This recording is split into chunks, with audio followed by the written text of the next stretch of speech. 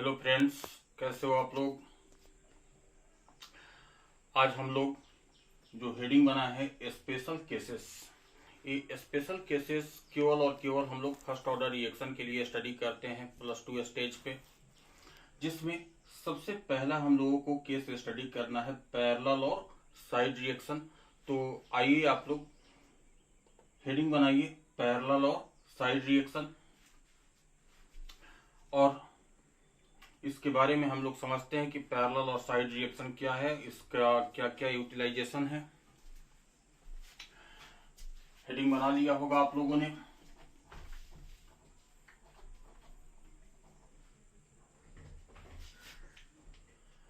देखेंगे हमारे पास एक रिएक्शन है ए गिव्स बी, फिर फर्दर ए कन्वर्ट हो जाता है सी में। देखिए तो पैरेलल रिएक्शन हो गया कि नहीं हो गया है।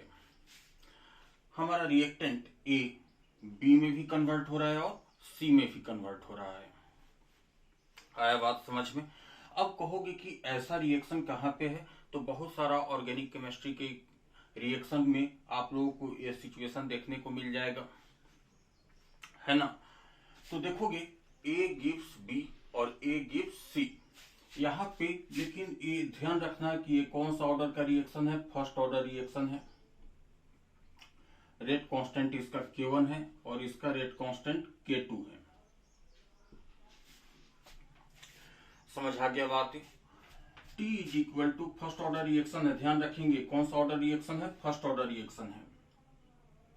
देखेंगे T इज इक्वल टू 0 पे A का कंसंट्रेशन A है और इसका कंसंट्रेशन क्या होगा, 0 होगा। इसका कंसंट्रेशन क्या होगा, 0 होगा। T is equal to T time पे इसका कंसंट्रेशन A माइनस एक्स बोल देते हैं। अब देखिए यहाँ पे A माइनस एक्स है, तो अब यहाँ पे x नहीं होगा, x का डिवीजन 2 पार्ट में हो गया। यहाँ पे बात को समझिए, कितने पार्ट में हो गया, 2 पार्ट में हो गया। कुछ पार्ट यहाँ पे चला गया और कुछ पार्ट यहाँ पे चला गया। हम बोल देते हैं कि ये कितना हो गया, y हो गया और ये z हो गया। यहाँ पे एक बात समझने वाला है कि x इज इक्वल टू कितना हो जाएगा, y प्लस z हो जाएगा। x इज इक्वल टू कितना हो जाएगा, y प्लस z हो जाएगा। समझे आप लोग। तो अब देखिए इस रिएक्शन को ध्यान में रखते हुए हम लोगों को सबसे पहला इसमें क्वेश्चन लिखोगे आप लोग, कैलकुलेट। सबसे पहला क्वेश्चन इसके बारे में लिखोगे, calculate effective order of reaction. Calculate effective order of reaction. आइए हम लोग देखते हैं कि calculate effective order of reaction R is equal to कितना बोलेंगे आप लोग, -dA/dt। और याद करोगे प्रीवियस क्लास में हमने बताया था STD स्टेट अप्रोक्सीमेशन, यही था ना। इसीलिए हमने बताया था प्रीवियस क्लास में STD स्टेट अप्रोक्सीमेशन को। तो -dA/dt किसके बराबर लिखेंगे आप। देखिए तो A किस में कन्वर्ट हो रहा है, B में, एलिमेंट्री रिएक्शन हो गए। तो A गिव्स B, समझ आ रहा है बात है। अब बताइए इस रिएक्शन से आप क्या लिखेंगे, रेट को, -dA/dt इस रिएक्शन का रेट है, कितना लिखोगे, K1 इंटू A।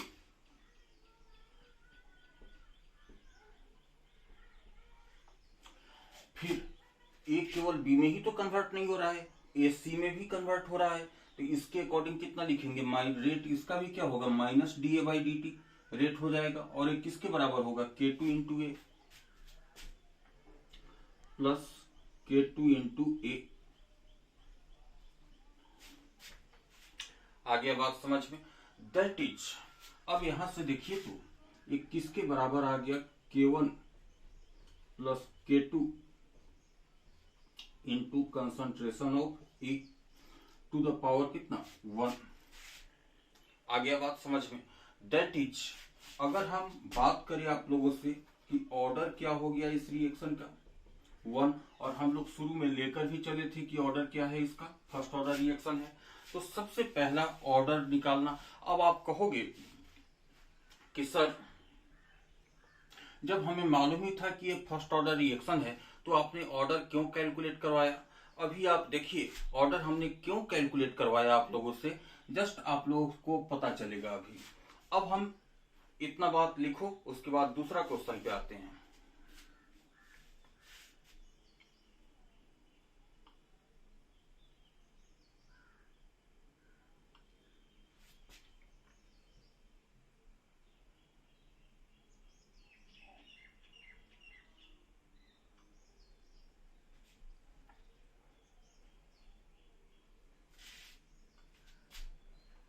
चलिए मिटाते हैं।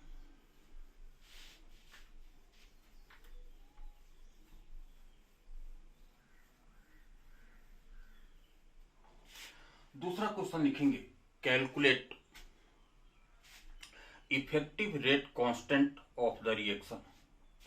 Calculate effective rate constant of the reaction. लिखेंगे calculate effective rate constant of the reaction. दूसरे क्वेश्चन के लिए देखिए very simple, K effective is equal to, देखिए तो आप यहां से इफेक्टिव रेट कांस्टेंट कितना निकलता हुआ दिखाई दे रहा है। रेट कांस्टेंट अभी आपने देखा कि फर्स्ट ऑर्डर रिएक्शन हो गया था, R is equal to constant into A to the power 1। तो जो कांस्टेंट होगा वही यहाँ पे इफेक्टिव रेट कांस्टेंट होगा। That is effective rate constant कितना हो गया, K1 प्लस K2। आ गया बात समझ में। अगर हम लोग ये टर्म नहीं निकाले होते तो हम लोग इफेक्टिव रेट कांस्टेंट इसका नहीं बता सकते थे, इसीलिए हमने सबसे पहला काम आप लोगों को ऑर्डर निकलवाया इसका। समझ आ गया बात है। दैट इज के इफेक्टिव इज इक्वल टू कितना हो गया, K1 प्लस K2। तीसरा लिखोगे आप क्वेश्चन,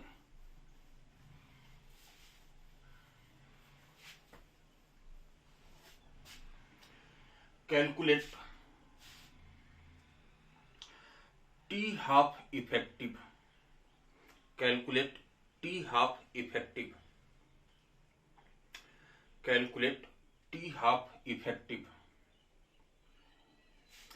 आइए तीसरा क्वेश्चन की बात करते हैं, टी हाफ इफेक्टिव। अब हम बात करें T half effective is equal to, क्या कहोगे आप लोग, ln2 अपॉन के इफेक्टिव होगा, बिल्कुल होगा। अब दैट इज, अब आप यहां पे देखो ln2 अपॉन के इफेक्टिव का वैल्यू अभी हम लोगों ने कैलकुलेट कर रखा है, कितना हो गया, K1 प्लस K2। चलिए ये भी एक फॉर्मूला हो गया हमारे पास, लेकिन और हम इसको थोड़ा सा चेंज करते हैं। देखिए तो T half effective is equal to ln2 upon K1 को, देखिएगा T half is equal to कितना होता है, ln2 अपॉन K। तो K को हम लोग लिख सकते हैं ln2 upon T half. K को कितना लिख सकते हैं, ln2 अपॉन टी हाफ। तो K1 को क्या लिख सकते हैं, वो फर्स्ट रिएक्शन का टी हाफ हो जाएगा। टी हाफ के टर्म में एक्सप्रेस कीजिए तो देखिए तो फर्स्ट रिएक्शन के केस में that is A gives B, ln2 upon T half 1 होगा, और प्लस K2 को कितना लिखेंगे, इसी तरह से ln2 अपॉन टी हाफ 2, इतना लिख देंगे हम लोग। अब देखिए आप यहां से ln2 ln2 ln2 साफ हो गया, कैंसिल हो गया। अब आप देखिए T half effective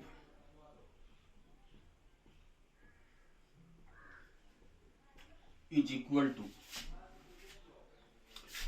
1 upon T half 1 plus T half, sorry 1 upon T half 1, 1 upon T half ऐसा भी लिख सकते हैं। जल्दी से इसको नोट कर लीजिए आप लोग।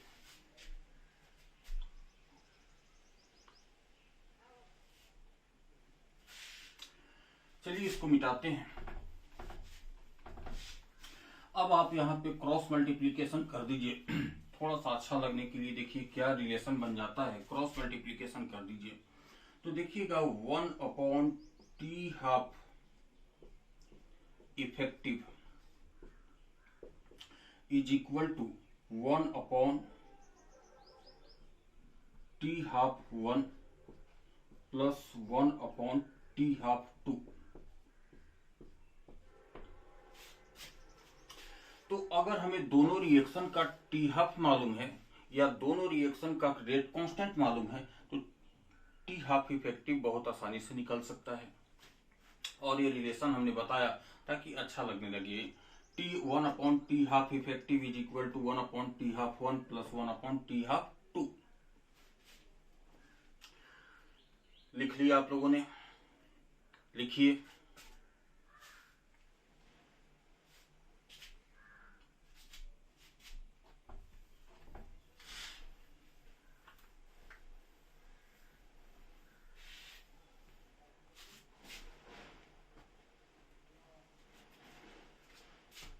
फोर्थ बात करते हैं इसमें हम लोग,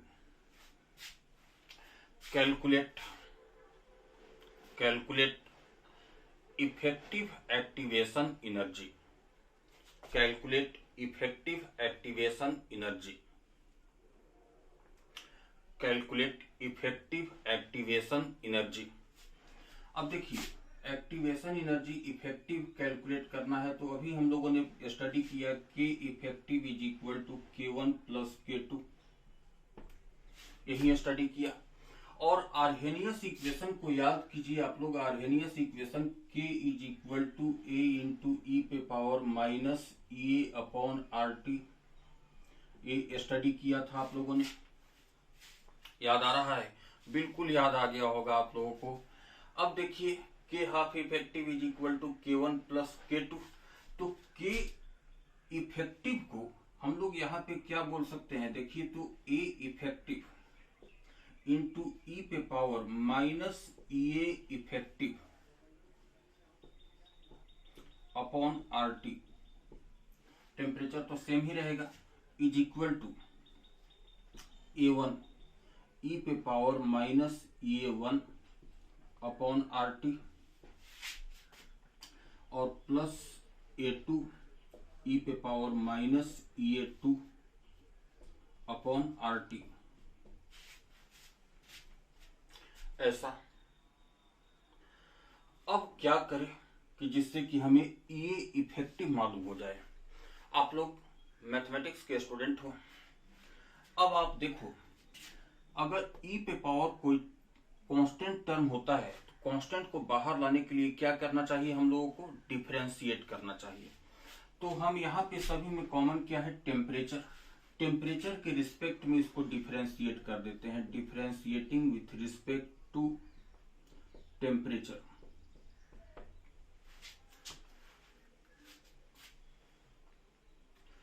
अब देखिए टेम्परेचर के रिस्पेक्ट में डिफरेंशिएट करेंगे तो क्या हो जाएगा? यहाँ पे ये तो कांस्टेंट है, कांस्टेंट बाहर आ गया, ए इफेक्टिव आ गया बाहर। फिर देखिए ई पे पावर एनीथिंग का डिफरेंशिएशन वही थिंग रहता है, माइनस ए अपॉन RT। और अब किसका डिफरेंशिएशन? माइनस ए अपॉन RT का। तो माइनस ए अपॉन RT का डिफरेंशिएशन बताइए कितना हो जाएगा? माइनस ए अपॉन R। और 1/T का डिफरेंशिएशन कितना? -1/T²। 1/T का डिफरेंशिएशन कितना? -1/T²। सॉरी एक मिस्टेक हो गया, ये इफेक्टिव तो -1/T²। तो T² यहां पे लिख देते हैं और माइनस माइनस प्लस कर देते हैं। इतना बात होगा। इज इक्वल टू, देखेंगे अब आप यहां पे इसका डिफरेंशिएशन बताइए। यहां पे जस्ट देखकर अब क्या हो जाएगा? A1 ई पे power minus EA1 upon RT into EA1 upon RT square होगा। और प्लस बोलिए आप यहाँ पे, थोड़ा सा स्पेस कम पड़ेगा, A2 e पे power minus EA2 upon RT और into EA2 upon RT square. देखिएगा RT square RT square RT square सभी में क्या हो गया, कैंसिल आउट हो गया। ऊपर वाले को आई होप आप लोगों ने लिख लिया होगा।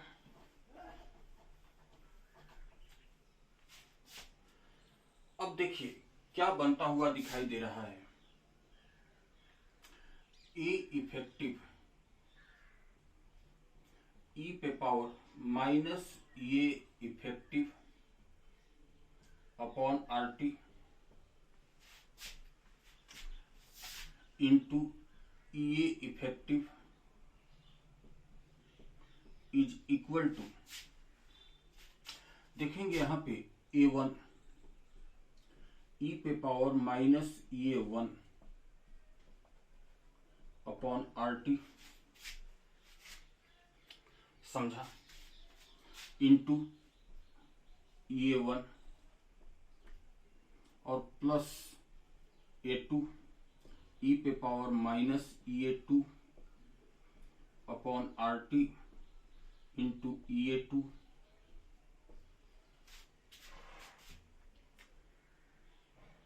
लिखिए जल्दी से इसको।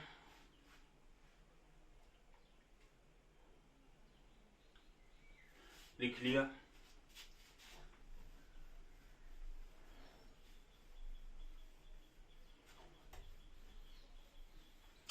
अब बताइए, शुरू में आपने के इफेक्टिव का वैल्यू कितना लिखा था आर्हेनियस इक्वेशन के अकॉर्डिंग, इतना। अब हम लोग इसको क्या लिख देंगे, K effective into A effective is equal to, अब इसका नाम कितना बोलेंगे, Q1, very good, into EA1 और प्लस इसका नाम क्या बोलेंगे, K2 इंटू EA2, यही बोलेंगे ना, दैट इज। अब देखिए तो ए इफेक्टिव इज इक्वल टू कितना आ गया, K1 EA1 plus K2 into EA2 upon के इफेक्टिव, और के इफेक्टिव मतलब क्या, K1 प्लस K2। अगर सपोज कर लीजिए ए हमारा बी में कन्वर्ट हो रहा है, ए हमारा सी में कन्वर्ट हो रहा है, ए हमारा डी में कन्वर्ट हो रहा है, तो K1 K2 K3 आएगा। अब वहां पे A effective activation energy effective का वैल्यू क्या आएगा बोलिए, तो K1 EA1 plus K2 EA2 plus K3 EA3 divided by K effective that is K1 plus K2 plus K3, चाहे कितना भी रहे। आया बात समझ में, इससे कोई फर्क नहीं पड़ रहा है कितना भी पार्ट में हमारा रिएक्शन कंप्लीट हो, लेकिन जनरली IIT ने आज तक दो ही के बारे में पूछा है, इसलिए हमने दो ही को बारे में स्टडी किया और दो ही के बारे में बताया कि A gives B and A gives C। तो ये कैलकुलेट कर लिया आपने।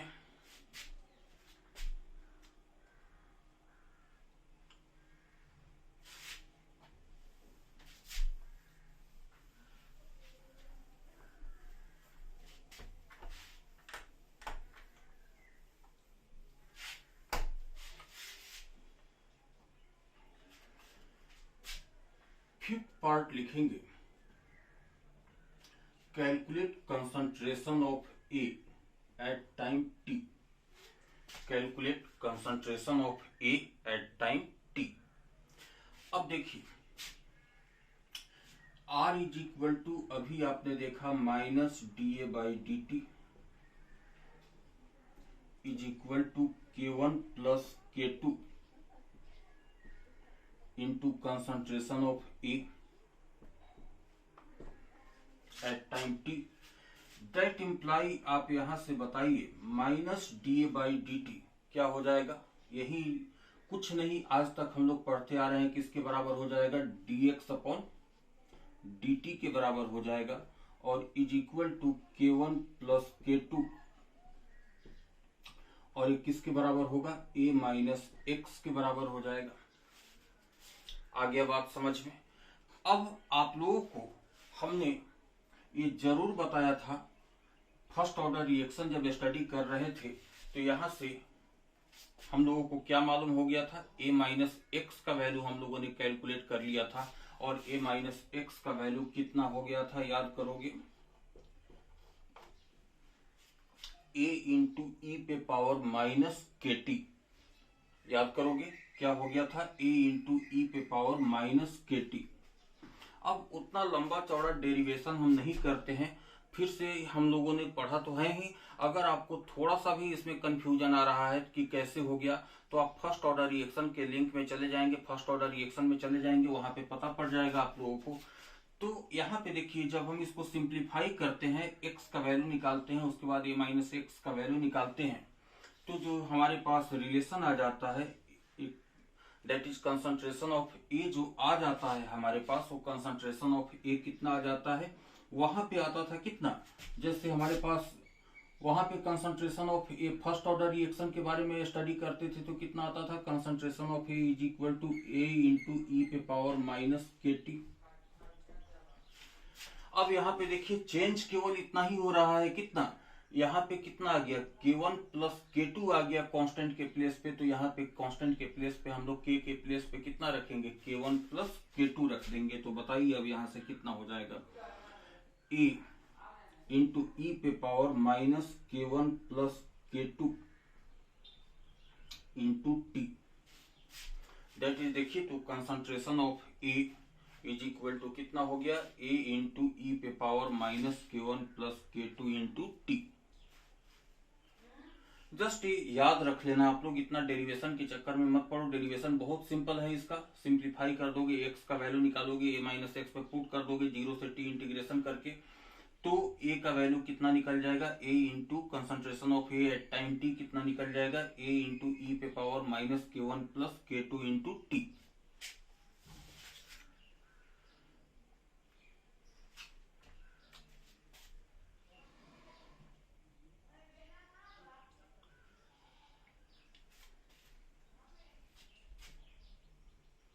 मिटा दे।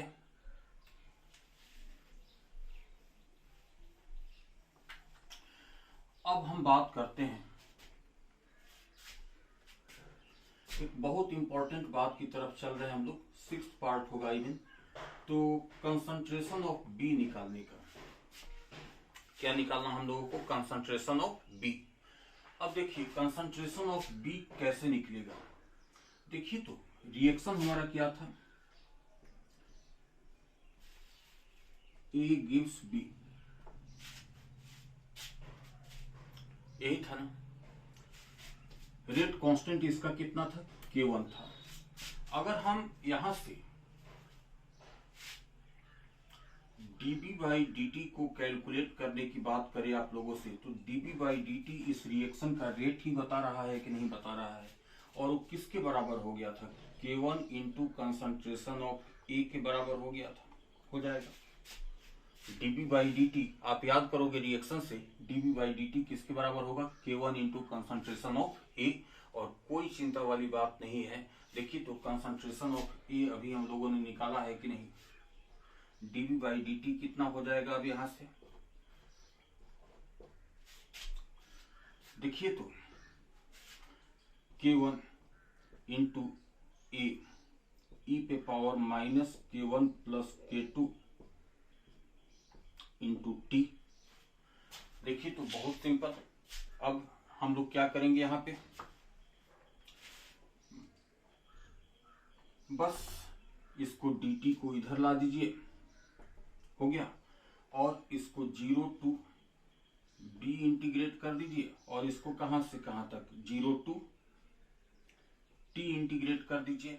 फाइनली इंटीग्रेट करने के बाद जो कंसंट्रेशन ऑफ B हमारे पास आएगा वो इतना आ जाएगा, k1 इंटू ए, हम सिंप्लीफाई करके बता रहे हैं, बहुत सिंपल, k1 एक कांस्टेंट है, बाहर आ जाएगा, e पे power minus k1 plus k2 t का इंटीग्रेशन 0 से t, सिंप्लीफाई करोगे K1A upon K1 plus K2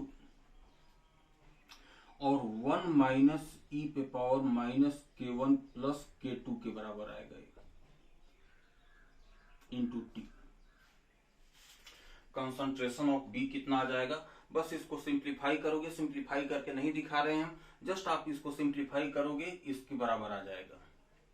अब देखिए यहां पे बात करें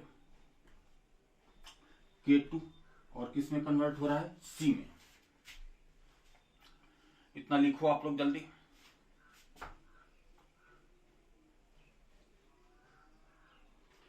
अब देखोगे जैसा रिएक्शन हमारा A गिव्स B था वैसा ही रिएक्शन कौन आ रहा है, A गिव्स C। अब अगर हम आपसे क्वेश्चन पूछे कि सिमिलरली कंसंट्रेशन ऑफ C कितना होगा, तो देखिए सेवेंथ पार्ट इसका, सेवेंथ पार्ट की बात करें अगर हम, concentration of C is equal to, देखिएगा यहाँ पे कांस्टेंट कितना आया था K1, तो ऊपर क्या आ रहा है K1। अब यहाँ पे कांस्टेंट क्या आ रहा है K2, तो यहाँ पे ऊपर क्या आएगा K2, K2A upon K1 plus K2 into 1 minus E पे power minus K1 plus K2 into T. बस इतना ही बात है, समझ आ गया बात है, कोई दिक्कत इसमें, समझे आप इस बात को, कहीं कोई डाउट है तो बोलिए आप इसमें।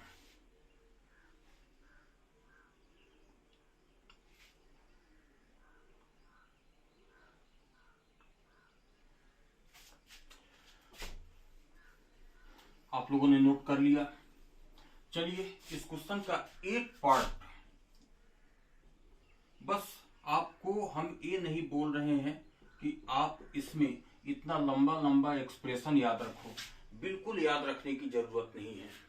समझ आ गया बात है, ये बिल्कुल याद रखने की जरूरत नहीं है। अगर आप कंफ्यूज हो जाओ तो बहुत आसानी से कैलकुलेट कर सकते हो इसको, ठीक है। एक पार्ट आपको याद रखना है, calculate concentration of B upon concentration of सी।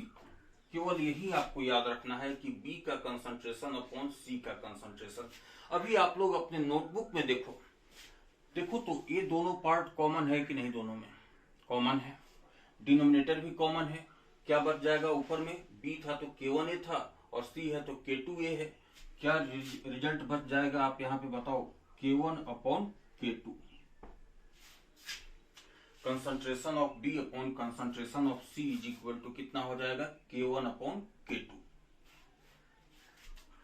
समझ आ गया बात है, कितना आ जाएगा K1 अपॉन K2। कोई डाउट इसमें नहीं।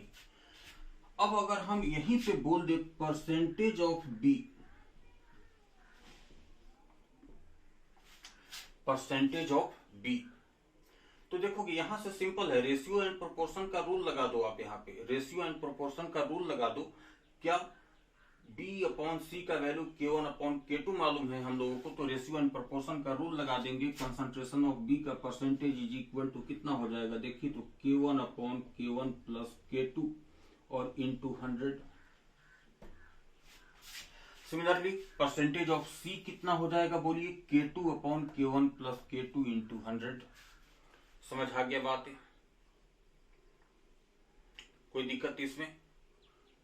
परसेंटेज ऑफ सी कितना हो जाएगा, K1 upon K2 upon K1 plus K2 into 100। तो ये रहा हमारा पैरेलल और साइड रिएक्शन। चलिए इससे रिलेटेड हम बात कर लेते हैं इसके ग्राफ का। हम सपोज कर लेते हैं कि देखोगे भाई K1 है, K2 है, कोई बड़ा होगा कोई छोटा होगा। हम मान लेते हैं कि K1 बड़ा है और K2 छोटा है। सबसे पहले हम ग्राफ यहाँ पे ड्रॉ करना चाहते हैं। कंसंट्रेशन, किसका कंसंट्रेशन ये नहीं बोल रहे हैं, और टाइम के बीच का। अगर हम रिएक्टेंट की कंसंट्रेशन की बात करें तो रिएक्टेंट का कंसंट्रेशन देखिए कितना हुआ था, concentration of A is equal to कितना हुआ था, ए इंटू ई पे power -k1 plus k2 into T. Exponential graph होगा, डिक्रीजिंग ग्राफ होगा, और t इज इक्वल टू 0 पे कंसंट्रेशन कितना था, a था, ये दिखाई देगा। अब देखिए कंसंट्रेशन ऑफ B की बात करो, B का कंसंट्रेशन कितना हुआ था, k1a इंटू 1 माइनस ई पे power k1 plus k2 into T divided by k1 plus k2। और इस टाइप के ग्राफ को हमने फर्स्ट ऑर्डर रिएक्शन में ही आपको एक्सप्लेन करके बताया था। तो याद करोगे वो ग्राफ कहां से पास कर रहा था, ऑरिजिन से पास कर रहा था, है ना। थोड़ा सा गलत बन गया ये ग्राफ, उतना ऊपर नहीं जाएगा, मैक्सिमम वैल्यू इसका ऐसा होगा, है ना। एक कंसंट्रेशन किसका है, बी का, इंक्रीज करेगा एक्सपोनेंशियली। उसके बाद हमने माना है यहां पे कि K1 ग्रेटर देन K2। अब कंसंट्रेशन ऑफ C का ग्राफ बताइए, C साफ दिखाई दे रहा है यहाँ पे, K2 into A upon K1 plus K2 into 1 minus E पे power K1 plus K2 into T. फिर वही ग्राफ है, लेकिन यहाँ पे K2 छोटा है तो ग्राफ क्या होगा, थोड़ा सा B के नीचे आ जाएगा, ऐसा कुछ कंडीशन हो जाएगा। ये कंसंट्रेशन ऑफ C और टाइम के बीच का ग्राफ है। तो देखोगे ये कंसंट्रेशन वर्सेस टाइम के बीच का ग्राफ, कब, जब रिएक्टेंट का कंसंट्रेशन लोगे ये डिक्रीजिंग ग्राफ आएगा, प्रोडक्ट का कंसंट्रेशन लोगे इंक्रीजिंग ग्राफ आएगा। अगर बी में रेट कांस्टेंट का वैल्यू ज्यादा है तो ग्राफ क्या होगा, बी वाला ऊपर आएगा। अगर सी में रेट कांस्टेंट का वैल्यू ज्यादा है तो सी का ग्राफ ही ऊपर आएगा। समझ आ गया बात है। तो ये रहा हमारा पैरेलल और साइड रिएक्शन। इसमें कहीं कोई आपको डाउट हो तो बेहिचक कमेंट करके पूरा लिख देंगे हमें, हम उसका सॉल्यूशन भेजने की कोशिश करेंगे। आपको कोशिश क्या करेंगे, 100% आपको सॉल्यूशन भेजेंगे। तब तक के लिए बाय बाय।